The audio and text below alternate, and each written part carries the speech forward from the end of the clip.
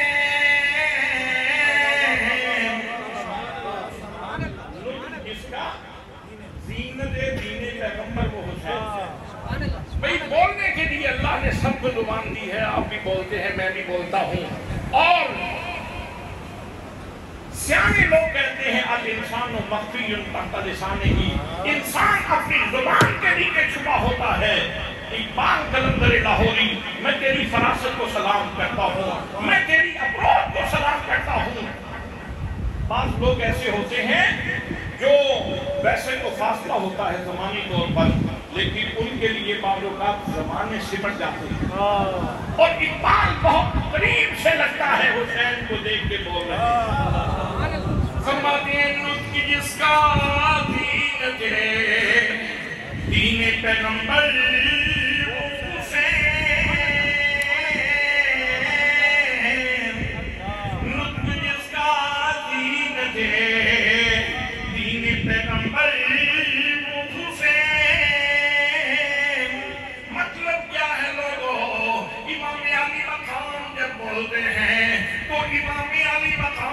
بولنے سے دین ڈیکوریٹ ہو جاتا ہے،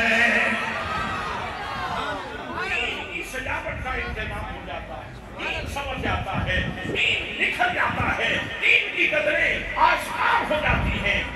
اور اقبال کہتے ہیں خاج شرح مصطفیٰ تفسیر حیدر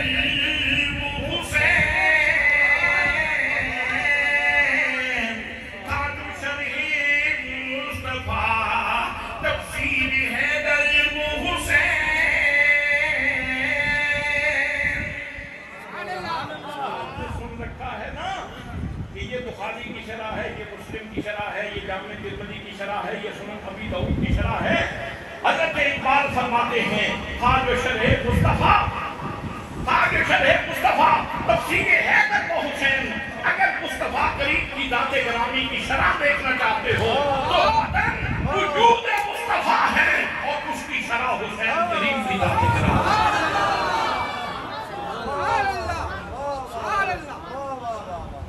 اور اگر علی المرتضیٰ قرآن ہے تو اس کی تفسیر حسین ہے. جس نے رکھ لی نوع انسانی کی عزت وہ حسین،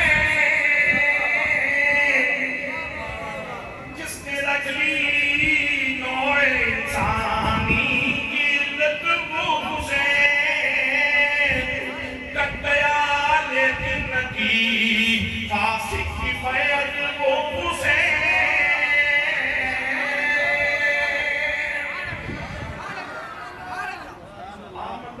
برسر مطلب سجا دیا سما دیا، پھر وقت آ گیا حسین کے نور کی نمود کا،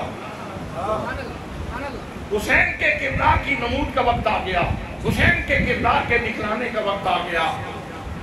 اتفاق ہوا، اللہ کی مشیت تھی، حسین کے امتحان سے گزرنا تھا امام عالی مقام نے، اور نہ گزرتے تو پھر مصطفیٰ کی تربیت کا کیسے پتہ چلتا، شیر خدا کی تربیت کا کیسے پتہ چلتا، اور حضرت سیدہ فاطمہ کی تربیت کا کیسے پتہ چلتا.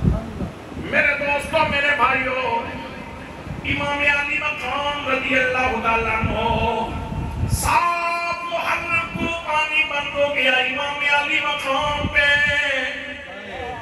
پوری آپ کی سیرت پڑھ لو، کسی مقام پہ امام عالی مقام رضی اللہ تعالیٰ عنہ نے یا آپ کے خاندان میں سے کسی فرد نے کبھی دعا کیو یا اللہ ہمارے بچے پیاسے ہیں، یا اللہ ہمیں پانی دے دے؟ نہ کبھی ایسا نہیں ہوا، اس لیے کہ حسین امتحان دینے کے لیے آئے تھے. اگر حسین ہاتھ اٹھا دیتے فرات تو فرات ہے، میرے کوثر کا منہ حسین کے خیموں کی طرف ہو جاتا.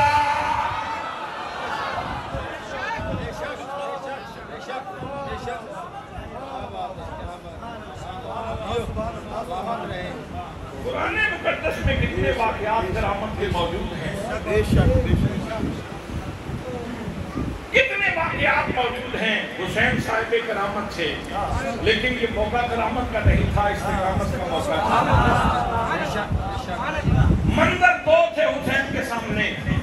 ایک منظر علی اصغر کی پیاس کا تھا، علی اکبر کی پیاس کا تھا، سکینہ کی پیاس کا تھا، رباب کی پیاس کا تھا، حضرت سیدہ زینب کی پیاس کا تھا، حضرت اولو محمد کی پیاس کا تھا، اور دوسرا منظر حسین کی آنکھوں کے سامنے لوح محفوظ کی تحریر تھی۔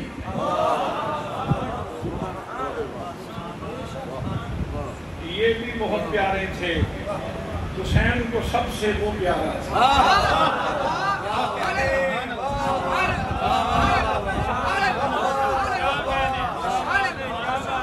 کسی اجتماع میں نہ پڑھنا، کسی اجتماع میں نہ پڑھنا، کسی اشکال میں نہ پڑھنا، یہ تو حسین کے بیٹے کی شان ہے۔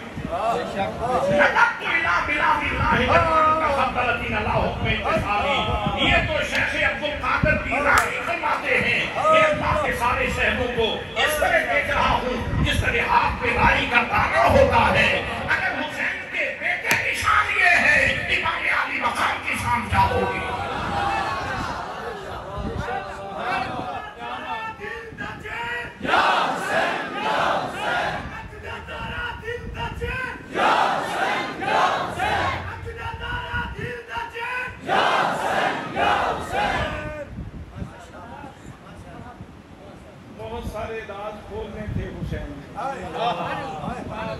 بہت ساری باتیں زمانے کو بتانا تھی حسین کے۔ حضرات محترم، آج کی رات جب حسین شب عاشور گزار رہے ہیں تو ایک منظر یہ بھی کھلا، جب فرشتوں سے اللہ کریم نے ارشاد فرمایا وَإِذْ قَالَ رَبُّكَ لِلْمَلَائِكَةِ إِنِّي جَاعِلٌ فِي الْأَرْضِ خَلِيفَةً۔ اللہ فرماتا ہے لوگوں اس منظر کو یاد کرو، اس وقت کو یاد کرو جب اللہ کریم فرشتوں سے فرما رہا تھا میں یہاں اپنا خلیفہ بنانا چاہتا ہوں۔ فرشتوں نے عرض کی تھی یا اللہ تیری تسبیح کرنے کے لیے تو ہم کافی ہیں، تیری تقدیس بیان کرنے کے لیے تو ہم کافی ہیں، تیرا ذکر کرنے کے لیے تو ہم کافی ہیں۔ اللہ کریم نے ارشاد فرمایا جو میں جانتا ہوں وہ تم نہیں جانتے۔ آج رات فرشتے بھی دیکھ کے حیران ہو رہے تھے، یہ کیسے لوگ ہیں، اتنے دنوں سے پانی نہیں پیا لیکن پھر بھی اتنے استراحت سے اپنے رب کا ذکر کر رہے ہیں۔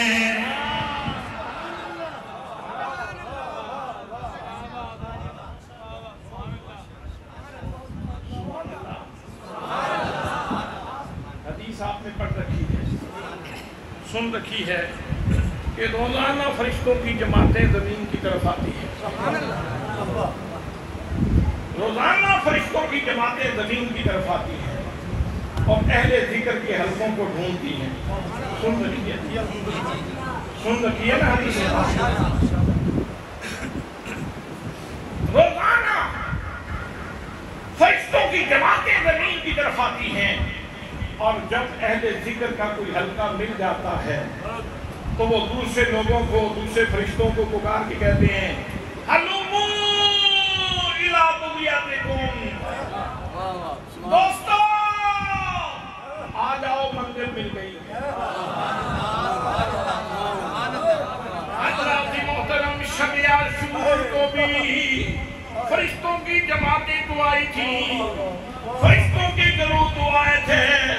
جب کربلا کا رخ کیا انہوں نے حسین کے خیموں کو دیکھا، یہاں ذکر کی آوازیں آ رہی تھی، یہ اللہ والے اللہ کو یاد کر رہے تھے۔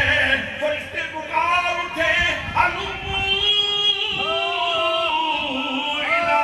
بغیتکم، تم نے بڑی بڑی مجالس سے ذکر دیکھی ہوگی لیکن فرشتوں ہمراہیو آج کی رات یہ دیکھو یہ کیسے کرسی صفات اللہ کا ذکر کر رہے ہیں۔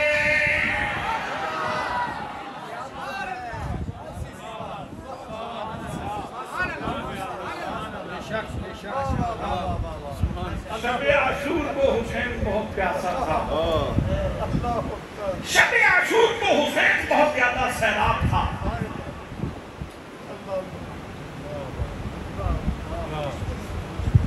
نہیں سمجھ آئی آپ؟ شب حسین بہت زیادہ پیاسا تھا، شب عاشور کو حسین بہت زیادہ سیراب تھا۔ یہ جو اللہ والے ہیں، اہل اللہ، اللہ کے بندے، یہ جب ان کو اداسی چھاتی ہے نا ان کے اوپر، جب روح اداس ہوتی ہے تو پھر یہ رات کو مصلی ڈال لیتے ہیں۔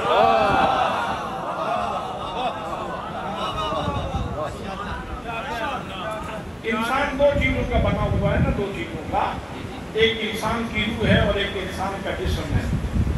جسم کی غذا کا اہتمام، کیونکہ یہ اربع عناصر سے، آگ سے، پانی سے، ہوا سے، مٹی سے، تو اس کی خوراک کا انتظام بھی یہیں سے ہے۔ روح چونکہ عالم بالا کی چیز ہے، فرمایا وانا فخلو، صرف اشارہ کر سکتا ہوں، ترجمہ نہیں کر سکتا۔ وَنَفَخْتُ فِيهِ مِن رُوحِي، میں نے اس کے اندر اپنی روح پھونک دی۔ یہ روح یہاں کی نہیں ہے، وہاں سے آئی۔ رات کو محدث عبدالوی نے مصلی ڈال دیا، رات کو حضرت ضیاء الامت نے مصلی ڈال دیا۔ اور روح کیا کہتی ہے؟ روح کہتی ہے میں بچڑی دودھ مساج میں بچڑی دودھ مساج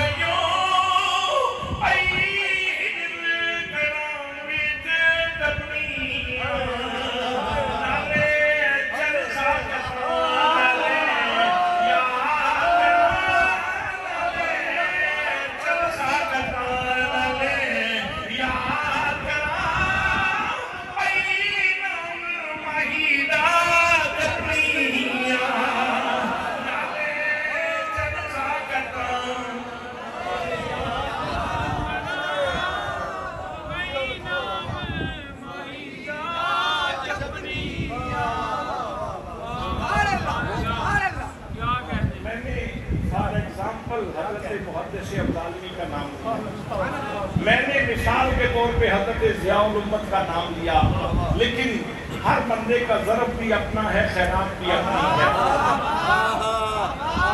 میرے دوستوں، میرے بھائیوں، سارے ولیوں کی شان اپنی جگہ پہ، لیکن حسین کریم کا ضرب بھی اپنا ہے، اور حسین کریم کو جو اللہ کریم نواز رہا ہے، وہ نواز صاحب کی انوکھی اور نرالی ہے۔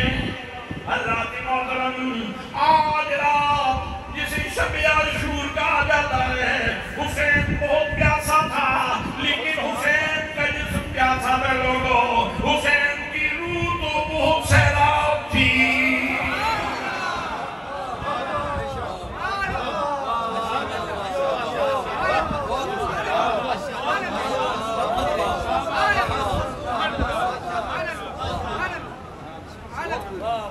اور جسم بھی پیاسا تھا، لیکن یہ اضطراری نہیں تھا، اختیاری تھا۔ اضطراری نہیں تھا، اختیاری تھا۔ اور اس پہ عجیب رائے پوری نے بہت خوبصورت کی تھی، بہت خوبصورت بات تھی۔ وہ کہتے ہیں آیا نہ ہوگا اس سزا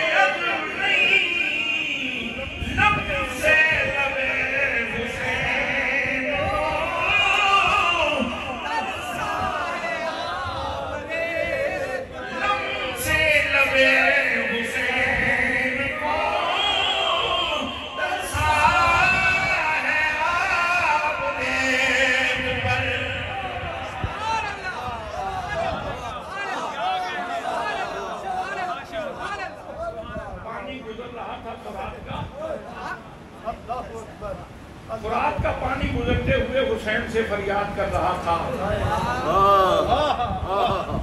میں تو تقدیر کی زنجیروں سے بندھا ہوا سفر کر رہا ہوں۔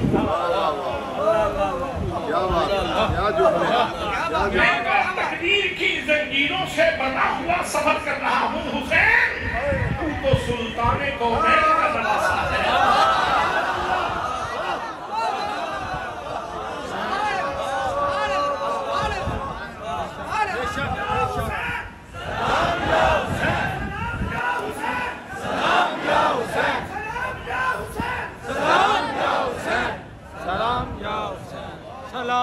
تو سلطان کونین کا نواسہ ہے حسین۔ تو بول، تو کرامت دکھا، میں دوڑتا ہوا آؤں اور تیرے آگے لب چن لوں۔ پانی کوئی آسانی سے نہیں گزر رہا تھا، وہ گزرتے ہوئے بھی فریاد کر رہا تھا۔ حسین تو سلطان کونین کا نواسہ ہے، تو اشارہ کر تو میں دوڑ کے آؤں نا تیرے قدموں میں۔ پیاسا حسین کو کہوں اتنا تو بے علم نہیں، لب سے لبے حسین کو، لب سے لبے حسین کو، ترسا ہے آبرے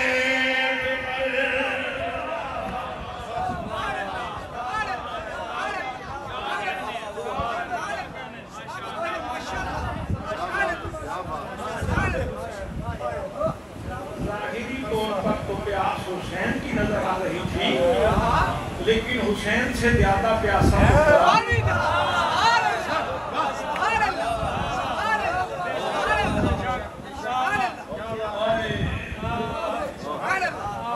حسین سے زیادہ پیاسا تو قرآن تھا،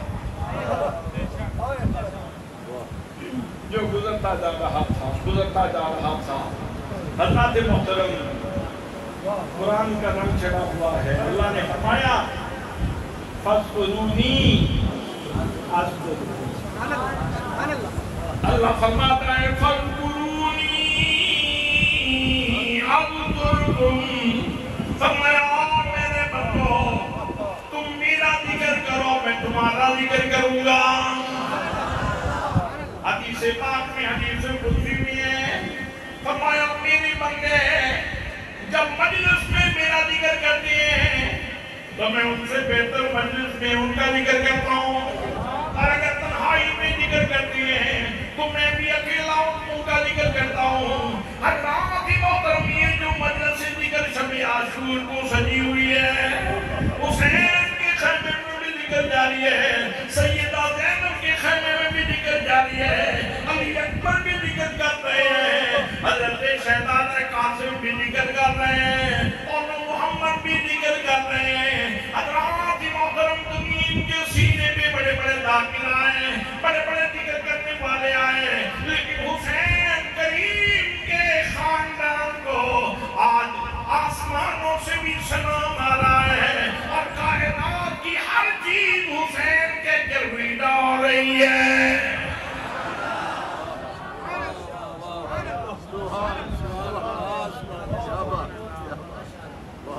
ایک آیت کو سماعت فرما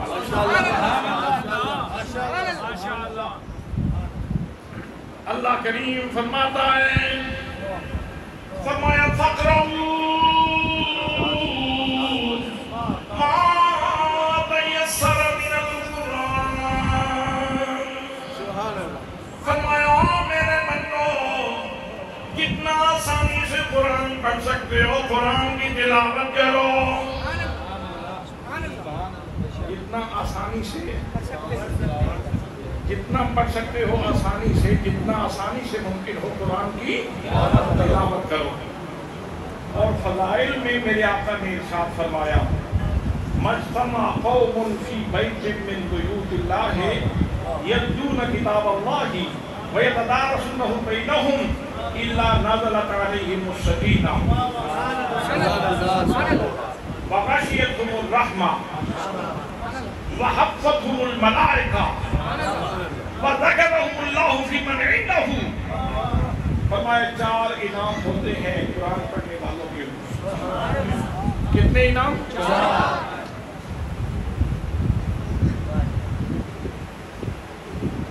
ایک بات اور یاد آ رہی اس سے پہلے وہ کروں کہیں بھول نہ جائے. حضرت شیخ عبدالعزیز دباغ نے لکھا, شیخ عبدالعزیز دباغ نے لکھا, آپ ارشاد فرماتے ہیں کہ جب بھی کوئی وظیفہ کرنے لگو نا اپنے شیخ و مرشد سے پوچھ کے کیا کرو. وظائف کی اپنی تاثیر ہوتی ہے, اگر اجازت نہیں لوگے تو پھر نقصان بھی ہو سکتا ہے. اور پھر انہوں نے مثالیں بھی دی, کہا ایک اس میں مبارک اللہ کا ایسا ہے کہ جب وہ جپا جائے تو اور انسان کو اس کا نور مل جائے تو ہم وقت ہنستا ہی رہے. ایک اس میں مبارک ایسا ہے کہ اگر وہ کوئی بندہ ذکر کرنا شروع کر دے تو اس کا نور نصیب ہو جائے تو بندہ ہم وقت روتا ہی رہے. تو وظائف کی اپنی تاثیر ہوتی ہے, شیخ و مرشد سے پوچھ کے وظائف کرنے چاہیے. لیکن وہ فرماتے ہیں اللہ کے بندوں قرآن پڑھنے کے لیے کسی شیخ اور مرشد کی اجازت کی ضرورت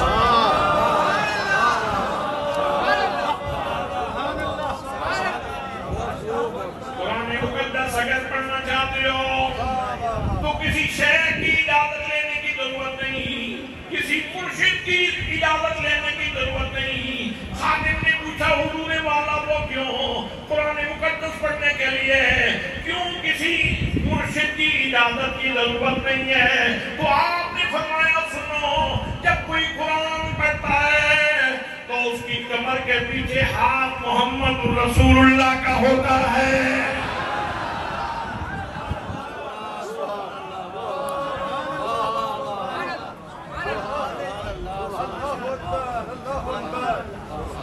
پھر مجھے کہنا پڑے گا برتن اپنا اپنا خیرات اپنا,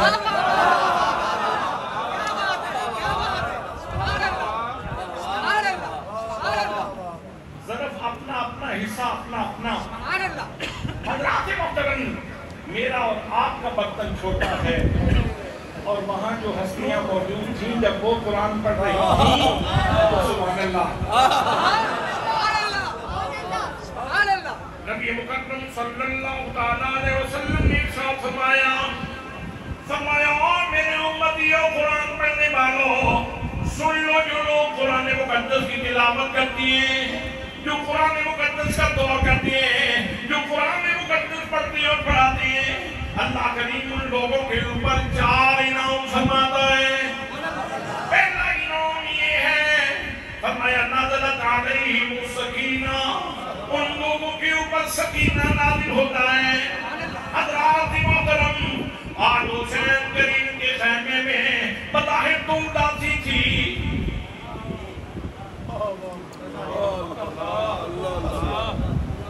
بظاہر تو اداسی تھی, توجہ, بظاہر تو حسین کے خیموں کے اوپر اداسی تھی, لیکن لوگوں آج کی رات پوری روئے زمین سے بڑھ کے سب سے زیادہ جہاں تسکین نازل ہو رہی تھی وہ بھی حسین کا خیمہ تھا.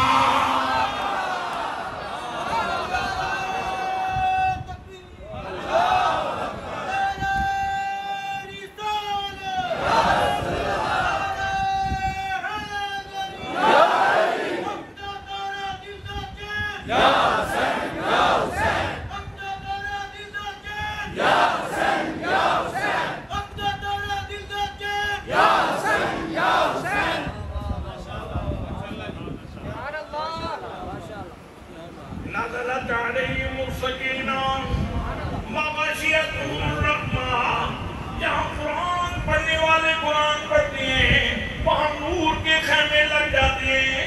میرے دوستو, کربلا کی تبدیل کے اوپر یہاں ویرانی ہی ویرانی نظر آ رہی تھی. ظاہری آنکھوں سے کوئی دیکھ رہا تھا تو اس کو ویرانی نظر آ رہی تھی, اداسی نظر آ رہی تھی, لیکن سب سے زیادہ پوری زمین سے زیادہ آج نور کے خیمے بھی یہاں ہی لگائے گئے تھے.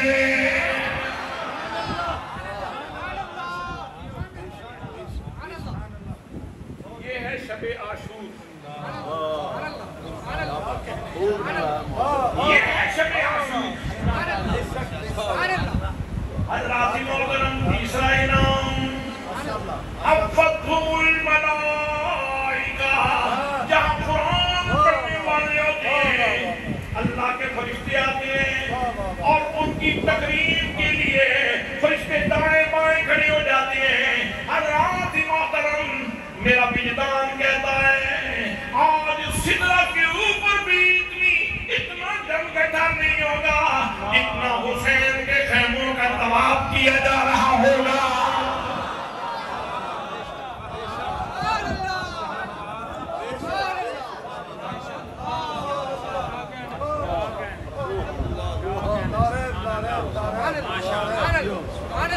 اور چوتھا انعام بھی سنو، فرمایا وَذَكَرَهُ اللَّهُ فِي مَنْ عِنْدَهُ، جب کوئی بندہ قرآن مقدس کی تلاوت کرتا ہے تو اللہ کریم اپنے مقرب فرشتوں میں اس کا ذکر کرتا ہے۔ میرے دوستوں، میرے بھائیوں، ہر صالح بننے کی خواہش ہوتی ہے کہ اس کا نام زبان قدرت پہ آئے، لیکن آج اللہ کریم بھی بڑی خوشی سے امام حسین کا نام لے رہا ہوگا، حسین کا ذکر کر رہا ہوگا۔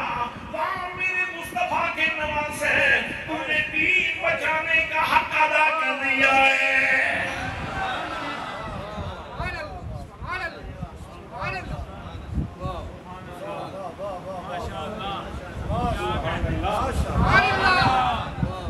یہ ہے شب عاشور، یہ ہے شب عاشور،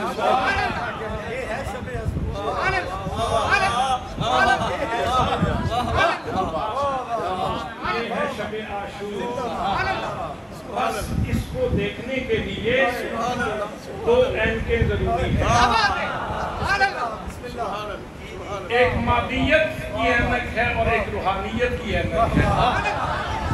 مادی حوالوں سے دیکھیں تو منظرنامہ کچھ اور ہے اور روحانی حوالوں سے دیکھیں تو منظرنامہ کچھ اور ہے۔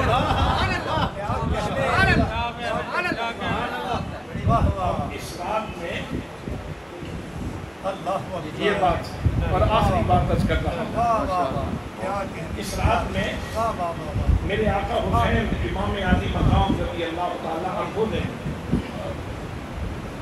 ارشاد فرمایا سب اکٹھے ہو جائیں، سب اکٹھے ہو جائیں، سب کو جمع کیا، زمین گواہ ہے، آسمان گواہ ہے، فرشتے گواہ ہیں، اللہ کی مخلوق گواہ ہے۔ فرمایا میری جان کا دشمن ہے یزید، میری زندگی کا جلال کرنا چاہتا ہے تو وہ میرا دشمن ہے، ان سے اس کا کوئی لینا دینا نہیں، تو آپ لوگوں کو اجازت ہے آپ جا سکتے ہیں۔ کبھی شکوہ نہیں کروں گا، نہ اس جہان میں نہ اگلے جہان میں، کبھی شکوہ نہیں کروں گا، نہ اس جہان میں نہ اگلے جہان میں۔ دیا بجھا دیا، جو جانا چاہتا ہے پردے میں چلا جائے، حسین کی صدر پوشی دیکھی،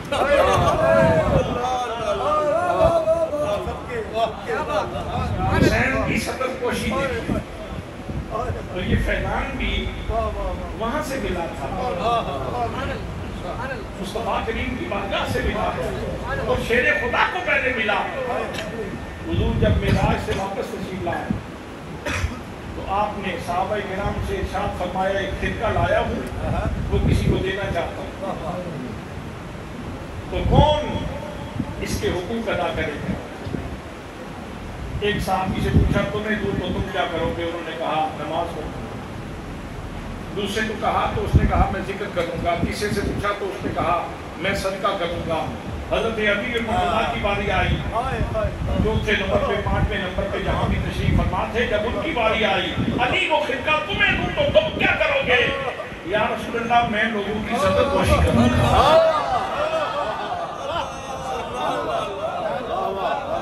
آج تو زمانے کی روش ہے، کسی میں ایک انچ کی اگر خامی ہو تو پوری بالش کی خامی بیان کی جاتی ہے۔ مجھے سمجھ نہیں آتی ہو کہا او بھائی آپ کیا چیز ہے دان نکالتے کوئی شرم نہیں آتی آپ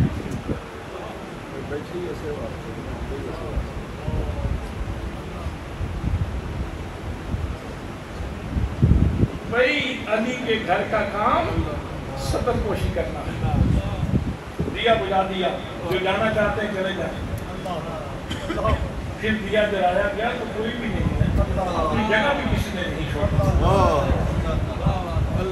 کہا یہ میرے دشمن ہیں اگر کوئی جانا چاہتا ہے تو چلا جائے دیا پھر گل کر دیا پھر دیا جلایا کوئی بھی نہیں اٹھا تیسری دفعہ پھر کہا کہ یہ میری جان کے دشمن ہے تم میں سے کوئی جانا چاہتا ہے تو چلا جائے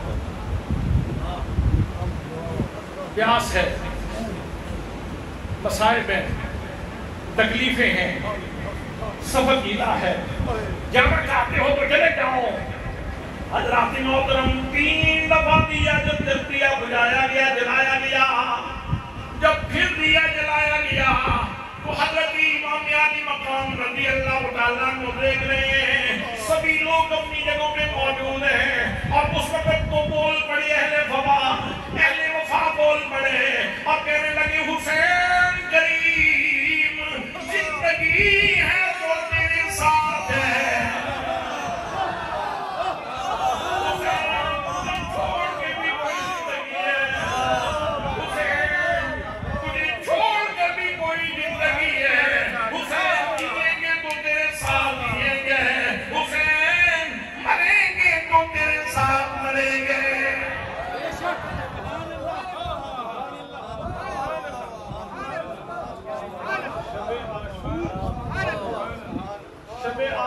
شب وفا ہے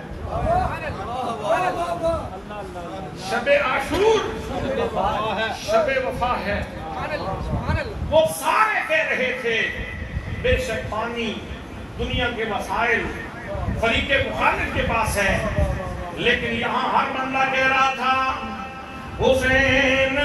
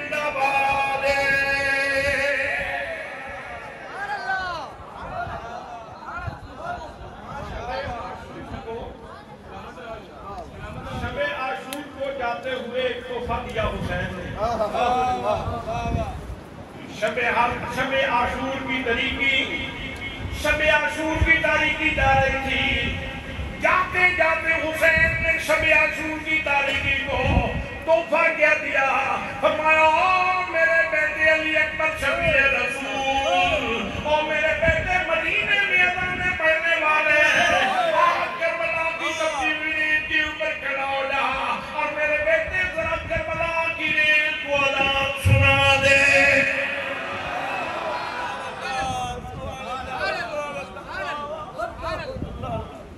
کی صبح کو اور شب عاشور جاتی ہوئی شب عاشور کو علی اکبر کی زبان سے اذان کا تحفہ دے کے رخصت کر دیا شب عاشور کو رخصت کر دیا حضرات محترم اللہ فرماتا ہے فقروا ما تیسر من القرآن جہاں تک پڑھ سکتے ہو وہاں تک پڑھو حسین نے کہا اچھا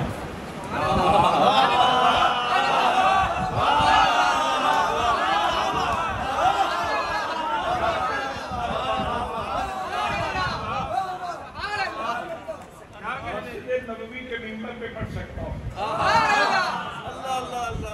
مدینے اور مکے کے راستے میں پڑھ سکتا ہوں مکہ اور کربلا کے راستے میں پڑھ سکتا ہوں شب عاشور کو قرآن پڑھ سکتا ہوں دسویں کے دن کو علی اکبر کا لاشا اٹھا کے بھی قرآن پڑھ سکتا ہوں، علی اصغر کا لاشا اٹھا کے بھی قرآن پڑھ سکتا ہوں، عباس کے دادو اٹھا کے بھی قرآن پڑھ سکتا ہوں، اور گھٹ کربلا کی تپتی ہوئی ریت کے اوپر ہو، سن نیزے کی نوک کے اوپر ہو تو پھر بھی قرآن پڑھ سکتا ہوں۔